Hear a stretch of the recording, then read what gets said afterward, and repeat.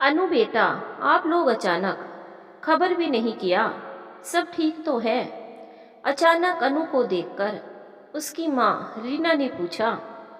अरे माँ, कम से कम अंदर तो आने दो, या फिर यहीं पर खड़े होकर सब बातें बता दे। चलो बेटा अंदर आओ, मैं तो भूल ही गई थी, रीना ने हंसते हुए कहा। रीना ने जल्दी से रसोई घर में जाकर बेटी और दामाद के लिए चाय नाश्ता तैयार किया और नाश्ता देते हुए बोली, सब ठीक तो है ना दामाद जी? यूं अचानक। अभी रीना ने अपनी बात पूरी भी नहीं की थी, बीच में अनु बोल पड़ी। माँ, बताती हूँ ना मैं सब आपको, पहले आराम से बैठकर चाय तो पी ले। चाय नाश्ता करते ही अनु के पति मानव ने जाने की अनुमति मांगी। रीना ने कहा, इतनी जल्दी? अभी तो बैठे भी नहीं है, कुछ बातें भी नहीं की। अरे माँ, मैं आपके साथ ही रुकने वाली हूँ, मैं कौन सा इनके साथ जा रही हूँ, इनको जाने दीजिए, इनको थोड़ा काम है। इतना कहकर अनु मानव के साथ घर के बाहर तक आई। मानव ने कहा, माँ ने जो कहा है वो याद रखना, अब आ ही गई हो तो कहीं मन मत बदल लेना। ठीक है, अनु ने बस इतना ही कहा और उदास चेहरा लेकर अंदर आ गई। अंदर आते ही रीना फिर से शुरू हो गई। बताओ तो सही बेटा, यूं अचानक? आज से पहले तो कभी नहीं आई, कुछ बात है क्या? बहुत बुझी बुझी सी लग रही हो। अचानक अनु अपनी माँ की गोद में सर रखकर जोर जोर से रोने लगी। क्या हुआ मेरा बच्चा, ऐसे रोते नहीं, घर में लड़ाई हुई है? सासू माँ ने कुछ कह दिया? और भी पता नहीं कितने सवाल एक ही सांस में रीना ने अनु से पूछ लिए। नहीं माँ, ऐसा कुछ नहीं हुआ। तो फिर बताओ, बात क्या है? बताओगी नहीं तो पता कैसा चलेगा मुझे क्या हुआ? अब की बार तो तुम अपनी तीनों बच्चियों को लेकर भी नहीं आई। रीना के चेहरे पर चिंता की लकीरें साफ साफ दिखाई दे रही थी। उन्हीं की वजह से तो ये सब हो रहा है, ना वो तीनों इस दुनिया में होती, ना मुझे इतने दुख देखने पड़ते।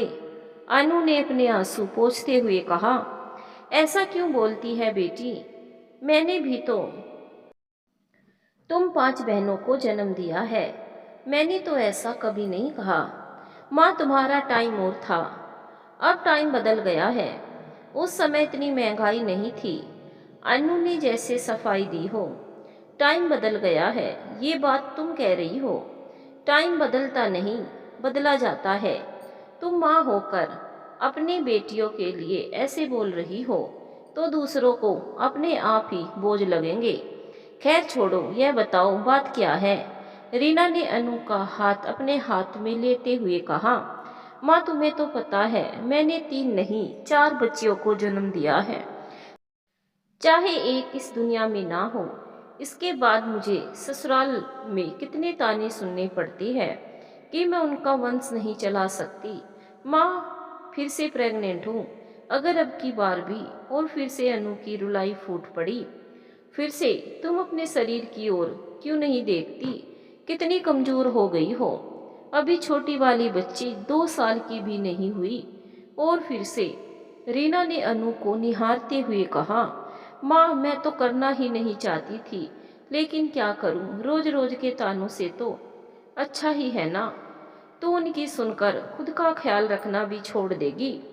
छोटी वाली बच्ची अभी 2 साल की है, वो कैसे रहेगी तुम्हारे बिना?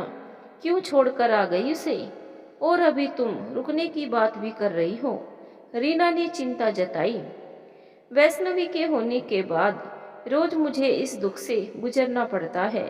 रोज सासू माँ के ताने, मानव काम से आते हैं थके हारे, उनसे भी क्या कहूँ, पूरे दिन ऑफिस में काम, अगर मैं अपना दुखड़ा सुनाने लगी तो वे भी झल्ला उठते हैं। मैं तो बच्ची को लेकर आ रही थी, लेकिन सासू माँ ने साफ मना कर दिया। तो अब क्या क्या कहा उन लोगों ने? माँ, अभी 2 दिन पहले ही मैंने सोनोग्राफी करवाई है, उसमें पता चला है कि अब की बार मुझे जुड़वा बच्चे है। घर आकर जब मानव ने ये बात अपनी माँ से बताई तो वो खुश होने की बजाय झल्ला पड़ी और बोली, लगातार लड़की होने के लक्षण दिखाई दे रहे हैं, ऊपर से जुड़वा, कैसे संभालेंगे हम इतनी लड़कियों को। फिर उन्होंने मुझे अबॉर्शन के लिए बोल दिया, लेकिन डॉक्टर ने साफ साफ मना कर दिया। अबॉर्शन से मेरी जान को खतरा है माँ। सासू माँ ने अपना फैसला सुनाया है कि या तो मैं आपके पास आकर अबॉर्शन करवा लूँ या फिर बच्चे होने तक यहीं पर रहूं। अगर लड़कियां हुई तो वो मुझे अपने घर में पैर भी नहीं रखने देगी। दुख तो इस बात का है माँ। मानव ने भी उनका फैसला चुपचाप मान लिया। इतना कहकर अनु की रुलाई फिर से फूट पड़ी। अनु रोते नहीं, ऐसे समय में हिम्मत से काम लेते हैं। और तू मेरी बेटी है। जब तुम्हारी माँ ने कभी हिम्मत नहीं हारी तो तू ऐसा कैसे कर सकती है। मैंने भी तुम पांचों बहनों को जन्म दिया, बहुत ताने सुनने पड़े, अबॉर्शन कराने भी गई, लेकिन वहां से भी छुपकर वापस आ गई। घर वालों ने अलग कर दिया, रहने के लिए मकान तक नहीं दिया। बहुत दुख देखे हैं बेटा, लेकिन अब मेरी बेटी दुख नहीं देखेगी। अगर तुम्हें मेरी बात सही लगे तो मान लेना। मानेगी मेरी बात?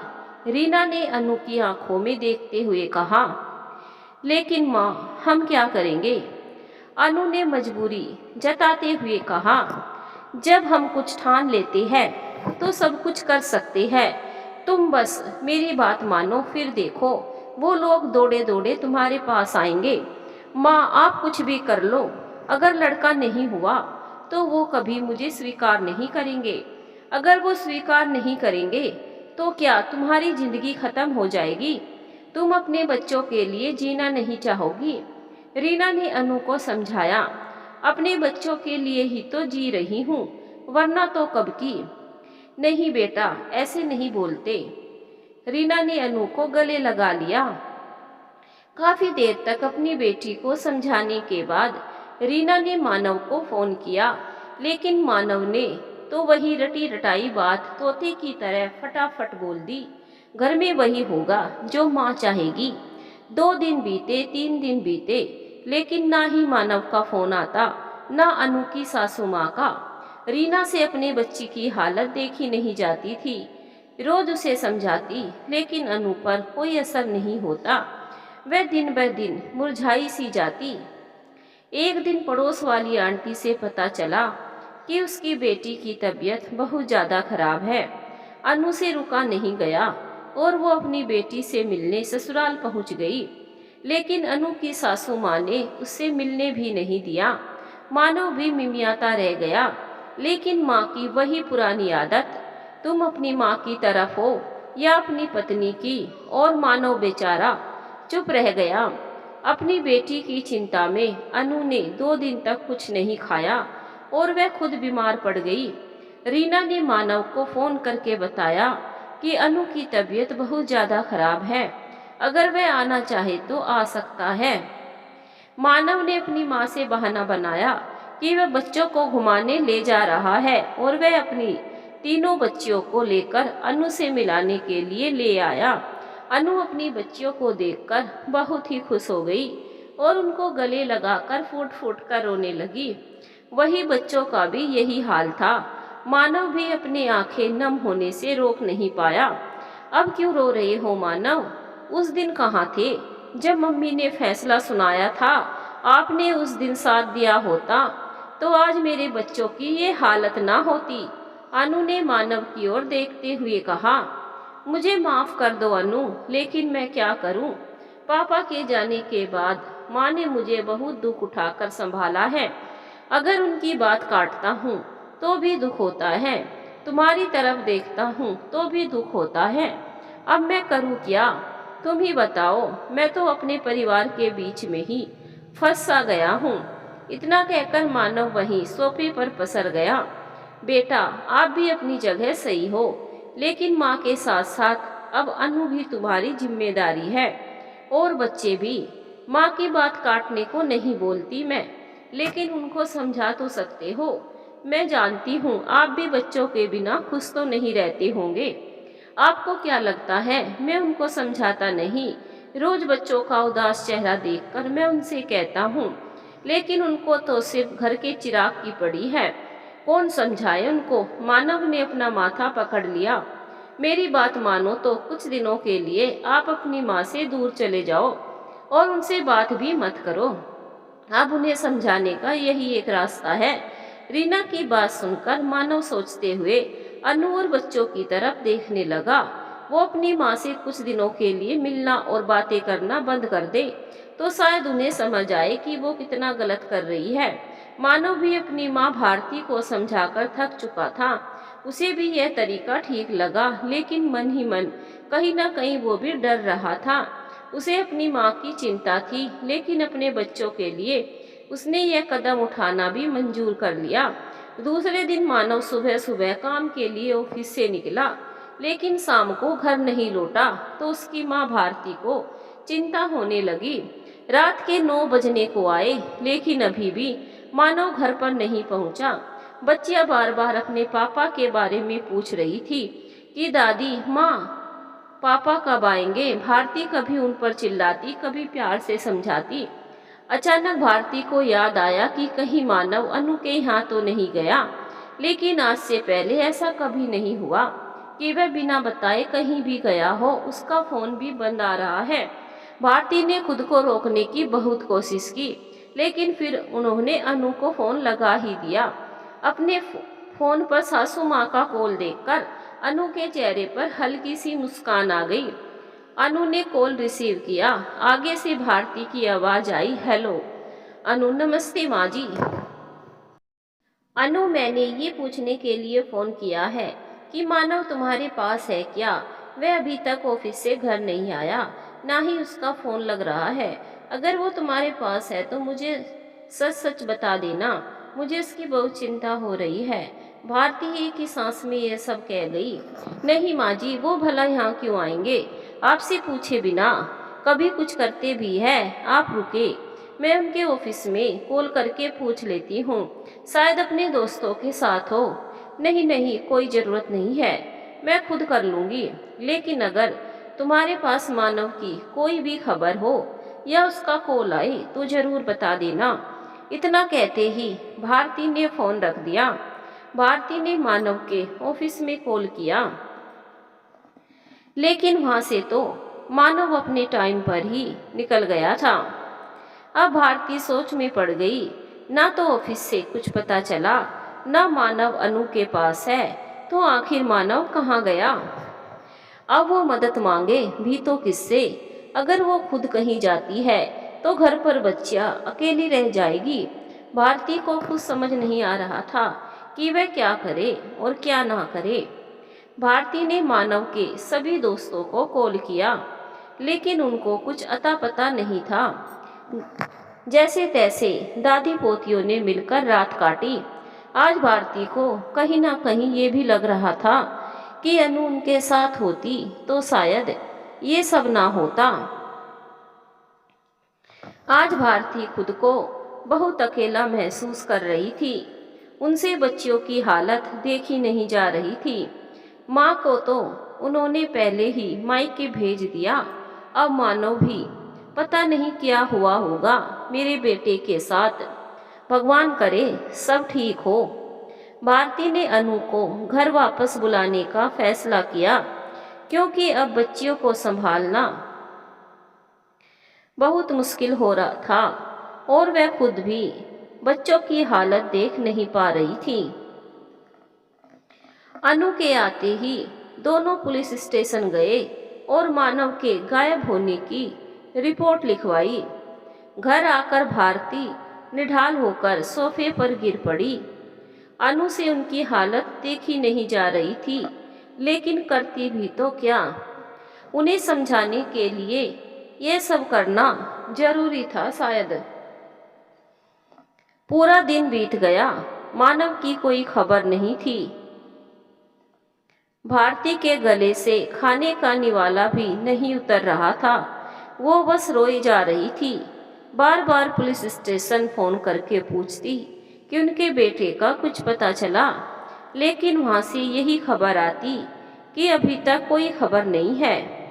शाम को दरवाजे पर किसी ने दस्तक दी तो भारती ने दौड़कर दरवाजा खोला। सामने देखा तो मानव 2 पुलिस वालों के साथ खड़ा था। भारती जी, आपका बेटा मानव कहीं गायब नहीं हुआ था। ये कुछ लोग अपने काम से बाहर गए हुए थे। अभी इनका फोन ऑन हुआ तो लोकेशन ट्रेस करके हमने इनका पता लगाया।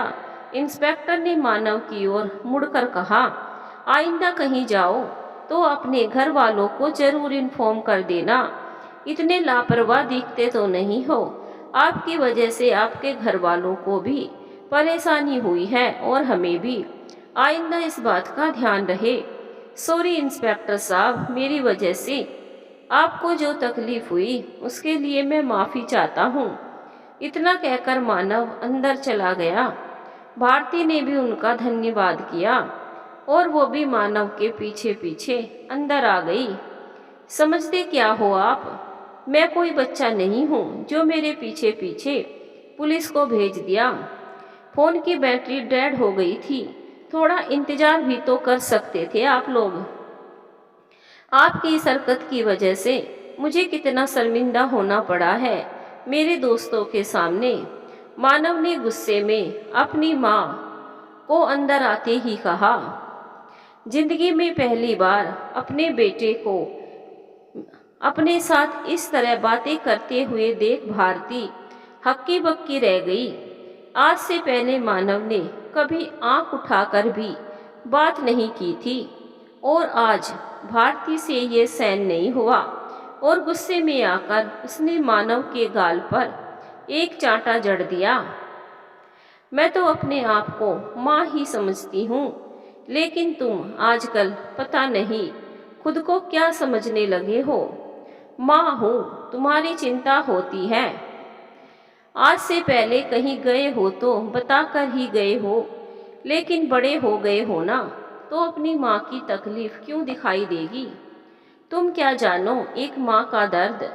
इतना कहकर भारती वहाँ से जाने लगी।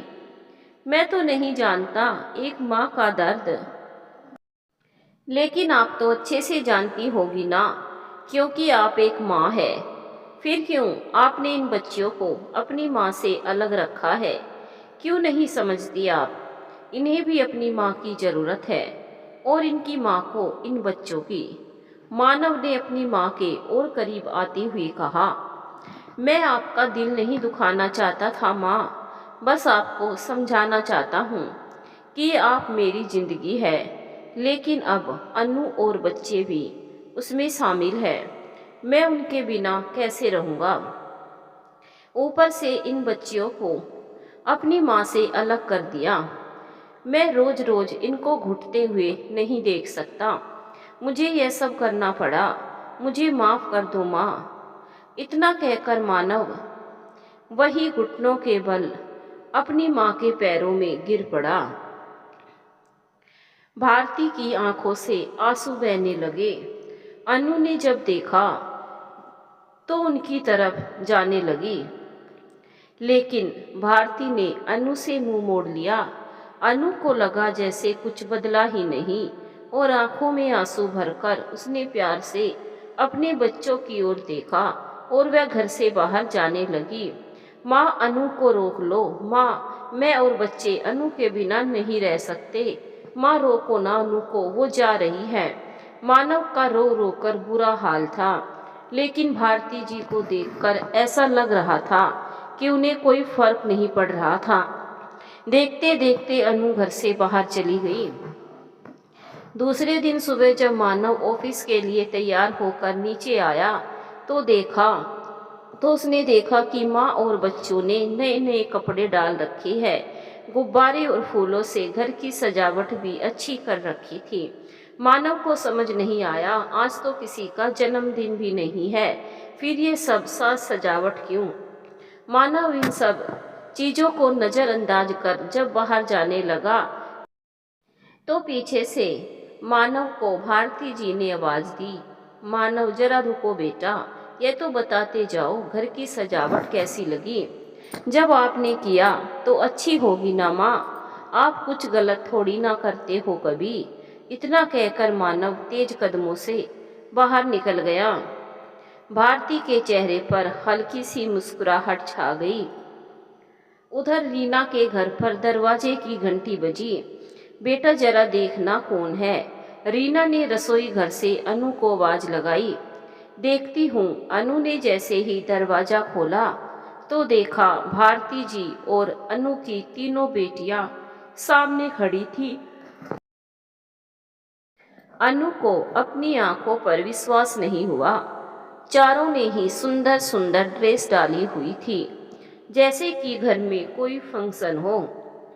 अंदर आने के लिए नहीं कहोगी। भारती ने अनु का ध्यान भंग किया। तभी अंदर से रीना जी आई।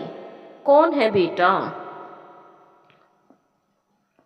और भारती जी को देखकर उनको कुछ समझ आता इससे पहले ही भारती जी ने आगे बढ़कर रीना जी को गले लगा लिया। ऐसा शायद पहली बार हो रहा था। भारती जी, आप यहाँ आने से पहले खबर भी नहीं की। भाई हमने सोचा बहुत दिन हो गए अपनी अनु से मिले। कल भी ये बिना बोले चुपचाप वापस आ गई तो सोचा हम ही जाकर मिल लेते हैं। आखिर एक ही तो बेटी है मेरी। इस तरह से नाराज रहेगी तो कैसे चलेगा? भारती ने अनु की ओर देखते हुए कहा। भारती जी शायद पहली बार अनु को अपनी बेटी कहकर संबोधित किया होगा। अनु की आंखें नम हो गई। मुझे माफ कर दो अनु, मैं समझ नहीं पाई। मैंने तो बहुत बड़ा पाप किया है। इतने दिनों तक इन नन्ही सी परियों को अपनी माँ से दूर रखा। खुद औरत होकर एक औरत की अहमियत समझ ना पाई। क्या तुम अपनी माँ को माफ नहीं करोगी? कहते कहते भारती जी की आवाज रुंध गई। आप कैसी बात कर रहे हैं माँ जी? आप बड़े हैं हमसे, आप माफी मत मांगिए। आपने मुझे अपनी बेटी कहकर पुकारा है, मेरे लिए तो यही बहुत बड़ी बात है। अनु ने अपनी सासू माँ के आंसू पोंछते हुए कहा। जब मानव मुझसे दूर गया तो मुझे समझ आया कि एक माँ का दर्द, एक माँ की पीड़ा क्या होती है। कैसे रही होगी तुम अपने बच्चों के बिना? मुझे समझाने का शायद यही रास्ता था। अब मुझे कोई फर्क नहीं पड़ता कि आने वाली संतान बेटा है या बेटियां। बस अब अपने घर चलो। तुम्हारे बिना घर सूना सूना सा हो गया है। घर को फिर से तुम्हारी जरूरत है। भारती जी ने अनु का हाथ पकड़ते हुए कहा। अरे यहाँ तो माँ बेटी का प्यार उमड़ पड़ा। हमें तो सब भूल ही गए। रीना जी ने अपनी नम आंखों को पोंछते हुए कहा। रीना जी, मैं आपकी भी गुनहगार हूँ। मैंने आपकी बेटी को बहुत दुख दिए हैं, मुझे माफ कर देना। अरे भारती जी, आप कैसी बातें कर रही हैं? जो होना था सो हो गया। अब सब ठीक है, ये सबसे बड़ी खुशी की बात है। और एक बार फिर भारती जी को और रीना जी एक दूसरे के गले लग गई। भारती जी ने बैग से एक साड़ी निकाली और अनु को कहा, ये पहन बेटा, मानव को यह साड़ी बहुत पसंद है ना। जल्दी से तैयार हो जाओ, यह ना हो कि मानव हमसे पहले घर पहुंच जाए। ये सब उसके लिए सरप्राइज है, शायद मुझे मेरा बेटा माफ कर दे। यह कहते हुए भारती जी ने अनु को साड़ी थमा दी। सबने खुशी खुशी रीना जी से अलविदा ली और घर आए। घर आकर दोनों सास बहू ने मिलकर मानव की मनपसंद खाना बनाया। लेकिन इसके साथ साथ आज भारती जी ने अनु का मनपसंद खाना भी बनाया। अनु से तो रुका भी नहीं जा रहा था। उसका मन कर रहा था कि वह अभी के अभी खाना खाने लगे। उसकी हालत देखकर भारती जी मन ही मन मुस्कुराई जा रही थी। शाम को जब मानव घर लौटा तो उसने देखा कि घर में अंधेरा छाया हुआ है। मानव ने बार बार माँ को आवाज लगाई। थोड़ी देर बाद लाइट ऑन हुई तो मानव को अपनी आंखों पर विश्वास ही नहीं हो रहा था। सामने अनु खड़ी थी। उस अपने सारे परिवार को एक साथ देखकर मानव की आंखें भर आई। क्या अब भी अपनी माँ को माफ नहीं करोगे बेटा? पीछे से भारती जी की आवाज आई। मैं आपसे रूठा ही कब था माँ? इतना कहकर मानव अपनी माँ के गले लग गया और बच्चों की तरह शिकायत की। तो ये सब अनु के लिए हो रहा था, मेरे लिए तो कभी आपने इतनी सजावट नहीं की घर में। भाई सजावट हो भी क्यों ना, आज मेरी बहू नहीं, मेरी बेटी मेरे घर आई है। इसी के साथ घर में हंसी खुशी के फव्वारे फूट पड़े। आज भारती जी को दिल से माँ के दर्द, माँ की पीड़ा का एहसास हुआ था। आज भारती जी अपनी बहू पर माँ की ममता लुटा रही थी। ऐसे ही दिन बीत रहे थे। कुछ दिनों के बाद अनु ने 2 जुड़वा बेटी को जन्म दिया। भारती जी बहुत खुश थी। मानव और अनु की बेटियां भी भाई को पाकर बहुत खुश हुई। आज पूरा परिवार खुश था। तो दोस्तों, कैसी लगी आपको हमारी कहानी माँ की ममता? हमें कमेंट करके ज़रूर बताएं। धन्यवाद दोस्तों।